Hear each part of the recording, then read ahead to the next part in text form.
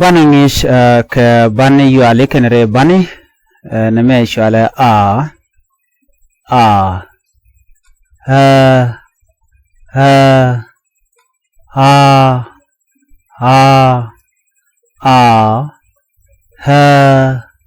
ha o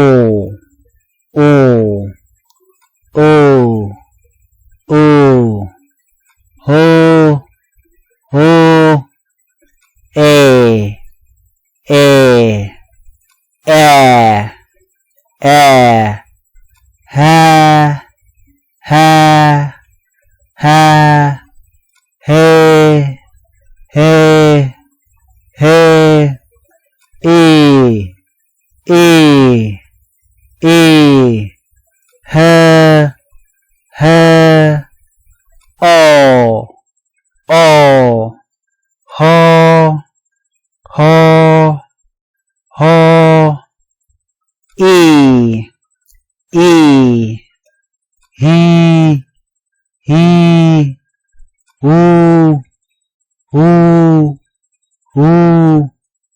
Guasa me kan banen kon getine shwal ka ken o ken ka bana yu ale kan re bane bana shene ken bana ka gor a mugor kon shede shet ka pal ha shade ha ala ha shet ka kan shet ka kan ha shet ka tare yana tare min gor ko de kon ko ngaja gwano nemo tare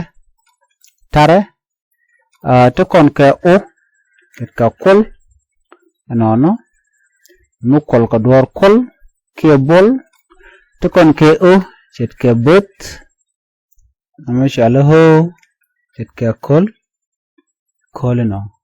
nemene ke kon dor gor bear neme set ke kek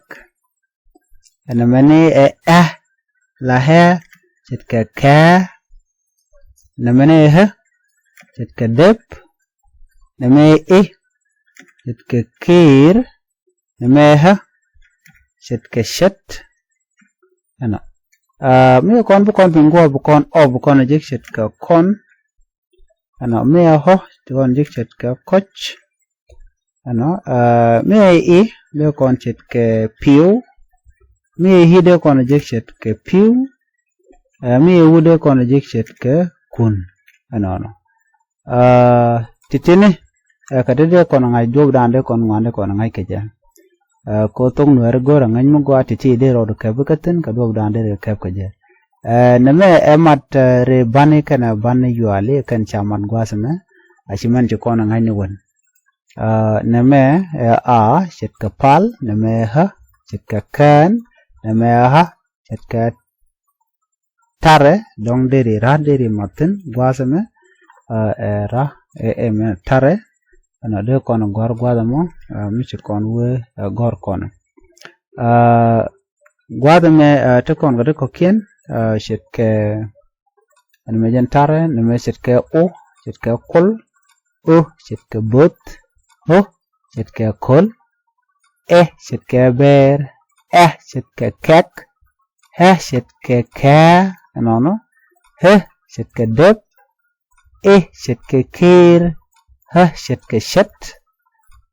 set ke kon set ke koch no